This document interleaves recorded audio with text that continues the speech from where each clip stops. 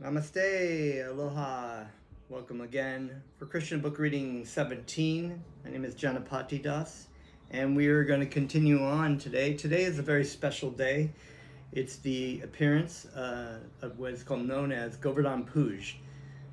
Govardhan Hill is a hill in Vrindavan, which Krishna and his friends spent many a time playing on, and we have a special celebration. I'm not going to read the story today, but we'll just have a note of that when you want that, because it's going to come up in our story pretty soon, the whole Govardhan Puj, Govardhan Hill story. So we have a special day today, so it's a very auspicious day today. We're going to be celebrating, chanting, making nice foods for Govardhan Hill and for Krishna and the Vrindavan residents and cows. And right now we're going to chant some. So please join along. Let me offer my respects to all of you. And I offer my respect to my spiritual master, Jagadguru, Siddhaswarupananda, Paramahamsa Srila Prabhupada, for his kind and merciful guidance in my life.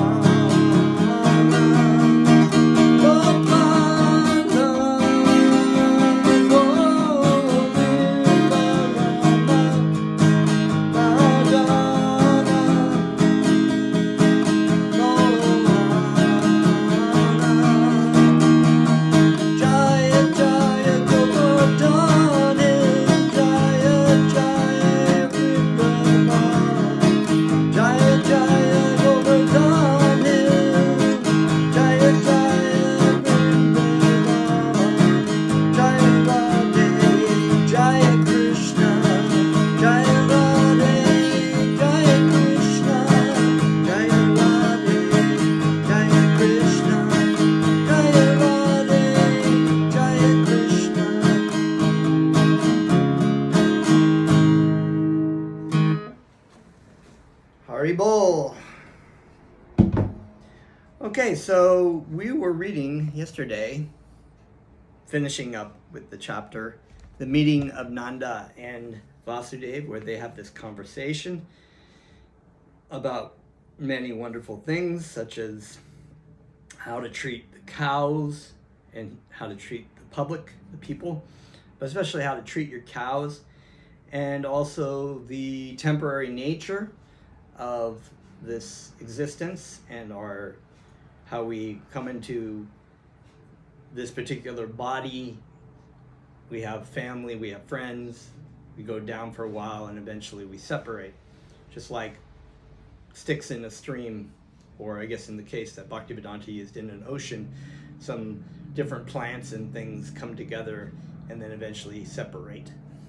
And so it is with existence. So Vasudeva told Nanda, I think it's better now that you paid your taxes with the cowherd men, go back to Gokula. They actually had not moved to Vrindavan yet, which you'll see. They're in a place called Gokula. And Vasudeva had a feeling that because Kamsa was very demoniac, that there would be demons probably coming there to cause problems for Krishna and the residents of Vrindavan. So in this story, we're going to now read Putana killed, okay? And I mentioned yesterday that Putana was a witch, but I'm going to get into the story right now. So, Om Namo Bhagavate Vasudevaya. So we say that together. Om Namo Bhagavate Vasudevaya. Basically, I'm offering my respects to Vasudeva. Vasudeva is also the name of Krishna, as well as Krishna's father, because he's known as the son of Vasudeva. While Nanda Maharaj was returning home, he considered Vasudeva's warning that there might be some disturbance in Gokula. Certainly the advice was friendly and not false, so Nanda thought there is some truth in it. Therefore, out of fear, he began to take shelter of the Supreme Personality of Godhead. It is quite natural for a devotee in danger to think of Krishna because he has no other shelter. And that is what it means to be a devotee. By engaging in the process, you come to understand that everything in the material world that we normally take shelter of, whether it's our family, our friends, our wife, our husband, our wealth, our knowledge, our strength, our beauty, so many things that we try to take shelter in, they are known as fallible soldiers. Bhaktivedanta Swami Prabhupada calls it the fallible soldiers. That when it comes to severe issues in your life, whether it be sickness or the death of family members or the death of ourselves, we can't take shelter in these things because they cannot save us. That's why Jesus Christ also said, don't build your house on the low tide, because eventually that high tide will come in and wreck your house.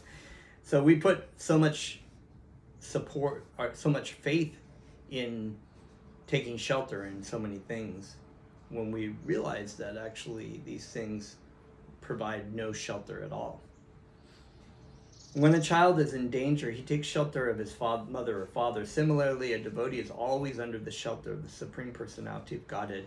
But when he specifically sees some danger, he remembers the Lord very rapidly. And Krishna tells Arjuna in the Bhagavad Gita, just abandon all varieties of religion, abandon everything, and just surrender to me. I shall give you all protection from sinful reactions. Do not fear. So we can take shelter in Krishna because Krishna is the source of all things. He is the shelter for everyone. He's a shelter during a storm. We can actually take shelter with Krishna, and how we can do that immediately by hearing and chanting his names, because as I've said, as Bhaktivedanta said, and all the great spiritual masters back to Krishna have said that Krishna and his names are non-different. We take shelter of Krishna's names, we are taking shelter of Krishna.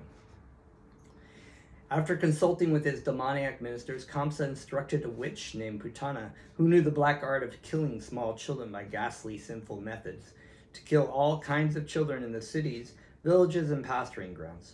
Such witches can play their black art only where there is no chanting or hearing of the holy name of Krishna. It is said that whenever the chanting of the holy name of Krishna is done, even negligently, all bad elements, witches, ghosts, and dangerous calamities immediately disappear. And these are real things. So it's not like some fantasy thing that you watch during Halloween. Ghosts. There really are ghosts, and there really are witches. They're not exactly how we think it is, but we can get into that another time, the science of that. And this is certainly true of the place where the chanting of the holy name of Krishna is done seriously, especially in Vrindavan when the Supreme Lord is personally present. Therefore, the doubts of Nanda Maharaj were certainly based on affection for Krishna. Actually, there was no danger from the activities of Putana despite her powers. Such witches are called kachari, which means they can fly in the sky. This black art of witchcraft is still practiced by some women in the remote northwestern side of India. They can transfer themselves from one place to another on the branch of an uprooted tree. Putana knew this witchcraft, and therefore she is described in the Bhagavatam as kachari. So, to people in America and the West, this idea of black magic and witches is like, oh, it's just fantasy, fairy tale, movie stuff. No, it's actually real. It does happen. You can actually engage in and get mystic powers for good or bad, as they refer to white magic or black magic. It's all kind of the same material, subtle material magic. And my personal experience is living in West Africa. I've seen this many times. I've seen there were people who could shift, there were witches who lived off in the bush who could shift into animals, and there were spirits who lived in the trees, and people who did, and people who engaged in all kinds of mystic power. I personally have seen that, and then people. I don't want to get into too much, but I did experience that because I lived in rural areas, both in Ghana and in the Gambia, and I saw that firsthand. These roots that are known as sort of voodoo now, voodoo. There's a real thing. It really does happen. It really is true. So, and there are witches. So, Putana entered the county of Gokula, the residential quarter of Nanda Maharaj, without permission. Dressing herself just like a beautiful woman, she entered the house of Mother Yashoda. So these Rakshasas, and they're called the Rakshasas, sometimes the demons, they can shapeshift. They can change from their demoniac form to any form they want to take on, as we'll see in these stories. Like I said, there are these people who lived in the bolongs, the witches who lived in the bolongs, and people could go and offer things to them and get benedictions and whatnot. That was in the Gambia. They could change into snakes, and you hear about this a lot if you've studied it. And so this is another situation. So she actually switched from her demonic form to a very beautiful woman. She appeared very beautiful with raised hips, nicely swollen breasts, earrings, and flowers in her hair. She looked especially beautiful on account of her thin waist. She was glancing at everyone with very attractive looks and smiling face, and all the residents of Vrindavan were captivated. The innocent, coward women thought that she was the goddess of fortune appearing in Vrindavan with a lotus flower in her hand. It seemed to them that she had personally come to see Krishna, who is her husband. So the goddess of fortune is Lakshmi. She's the eternal consort of Lord Vishnu. So they're thinking it was Lakshmi come down.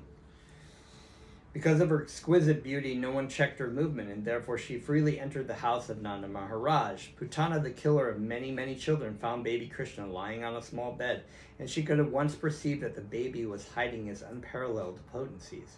Putana thought, "This child is so powerful that he can destroy the whole universe immediately." Putana's understanding is very significant. The Supreme Personality of Godhead, Krishna, is situated in everyone's heart. It is stated in the Bhagavad Gita that he gives one necessary intelligence, and he also causes one to forget. Putana was immediately aware that the child whom she was observing in the house of Nanda Maharaj was the Supreme Personality of Godhead himself. He was lying there as a small baby, but that does not mean that he was less powerful. The materialistic theory that God worship is anthropomorphic is not correct. No living being can become God by undergoing meditation or austerities. God is always God. Krishna as a child baby is as complete as he is as a full-fledged youth. The Mayavadi theory holds that the living entity was formerly God, but has now become overwhelmed by the influence of Maya. So there's that term again, Mayavadi, which is known as the impersonal concept, a yogic concept. Not really yogic, but it does come from the yoga tradition, the Vedic tradition. And there is a reason for that in a bigger sense, but we can get into that another time.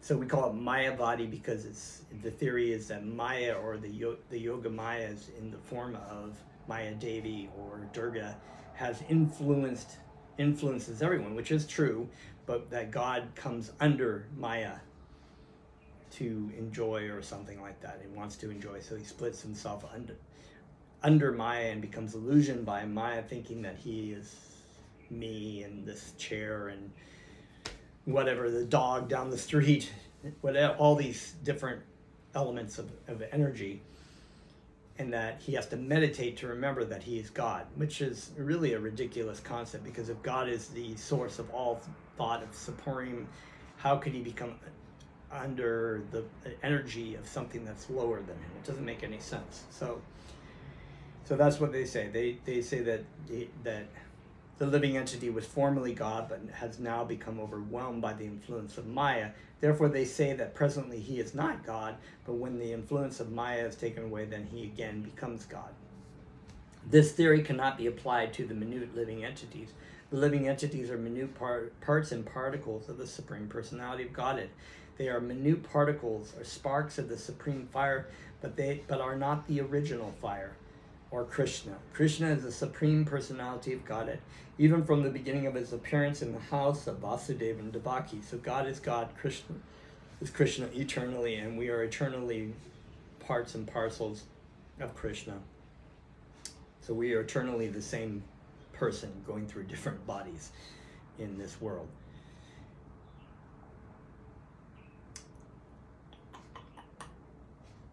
So Krishna showed the nature of a small baby and closed his eyes as if to avoid the face of Putana. This closing of the eyes is interpreted and studied in different ways by the devotees. Some say that Krishna closed his eyes because he did not like to see the face of Putana, who had killed so many children and who had now come to kill him. Others say that something extraordinary was being dictated to her, and in order to give her assurance, Krishna closed his eyes so that she would not be frightened. And yet others interpret it this way. Krishna appeared to kill the demons and give protection to the devotees.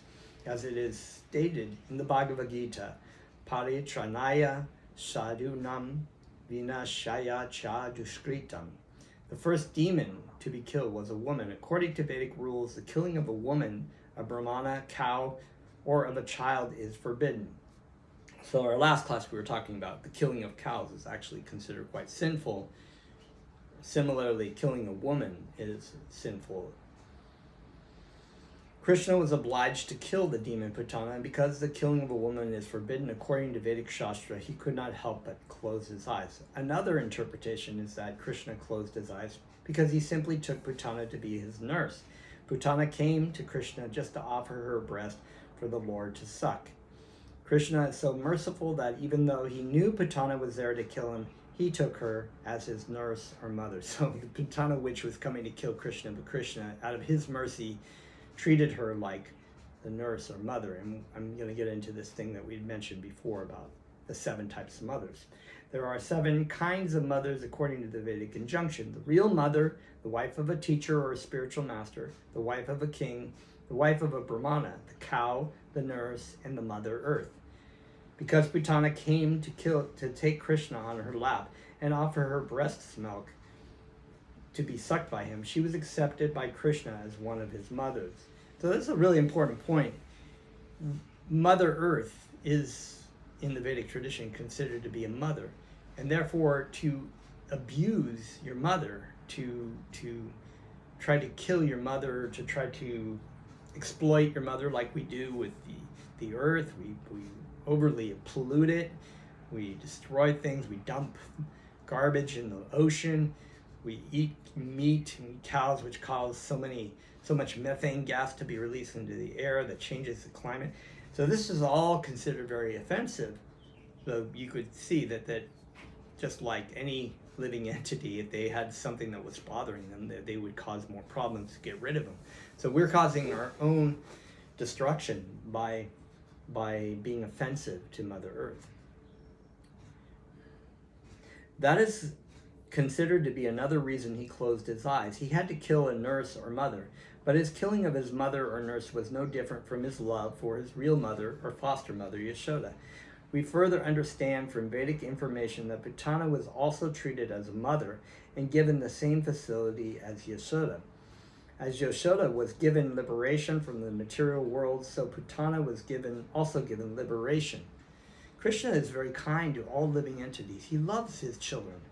Some children are very, very far away from him. And so in the case of this situation or a situation, he may have to act in a certain way to eliminate that demoniac force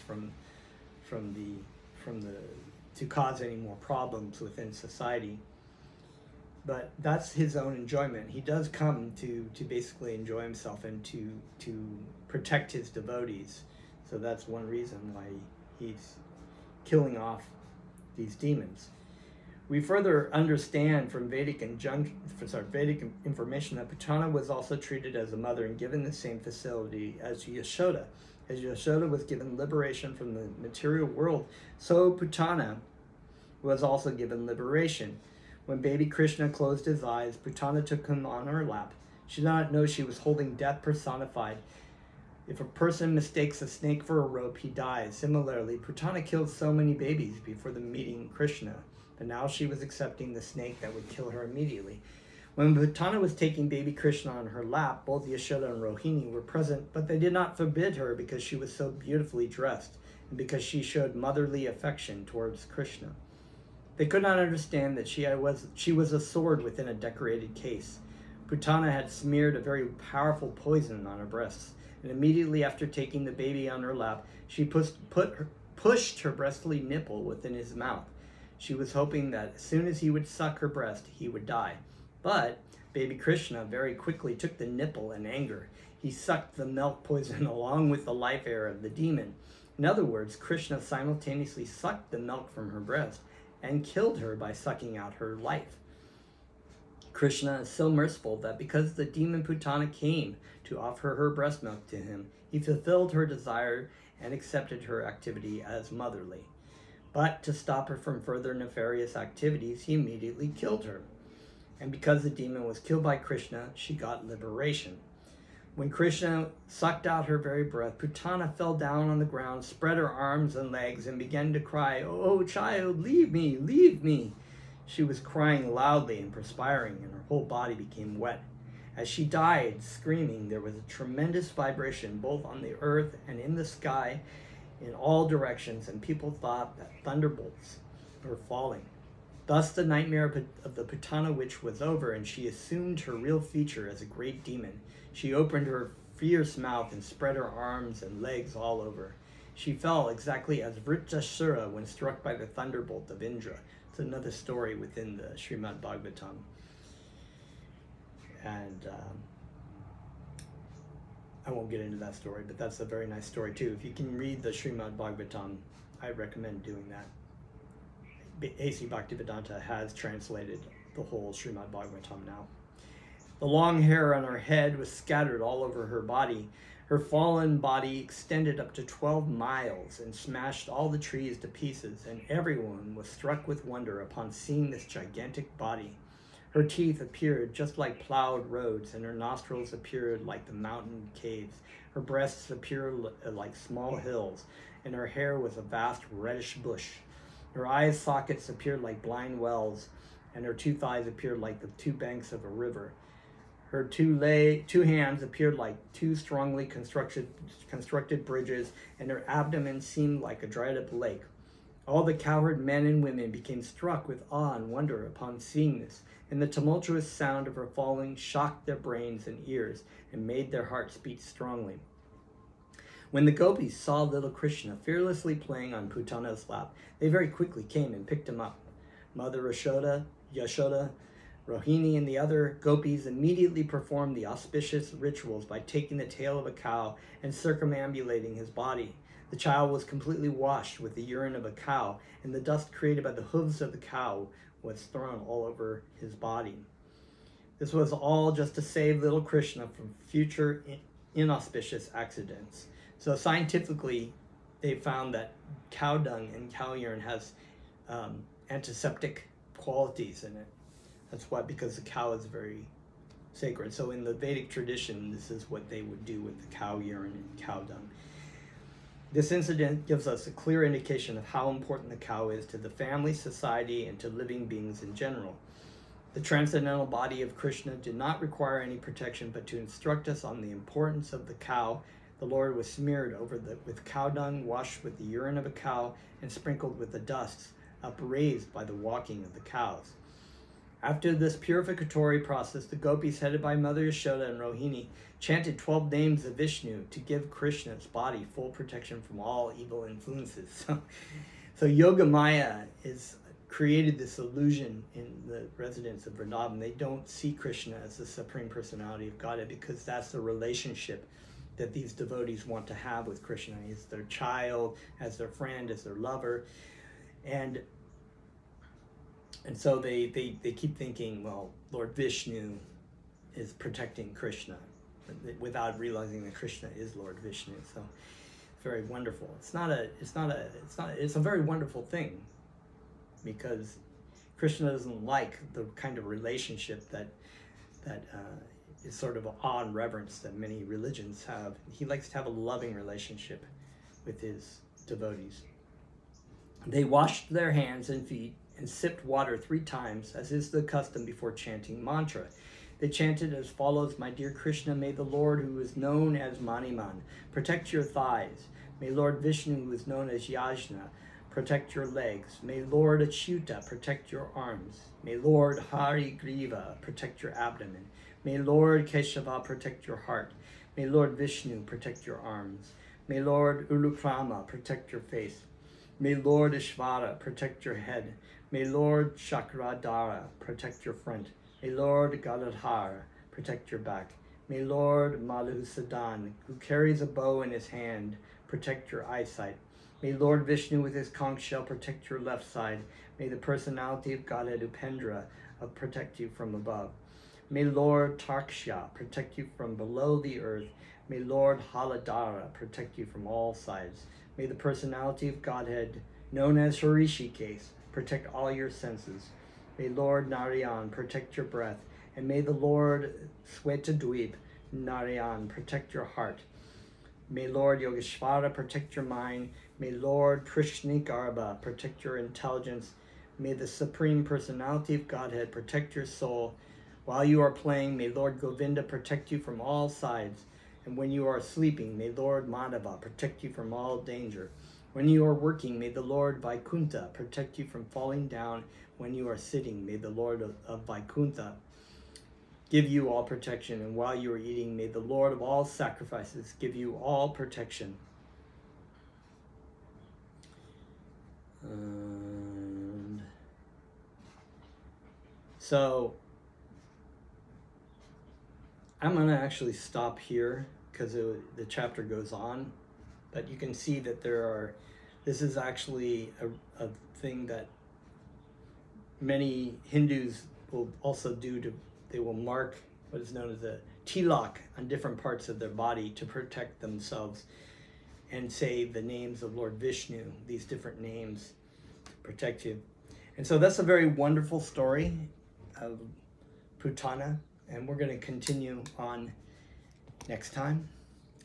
And right now we're going to chant a little bit, and I'm going to get to the celebrations of Govardhan Puj. So if you're celebrating Govardhan Puj, hope you have a wonderful day and have lots of chanting and wonderful food to offer to the Lord and to Govardhan Hill.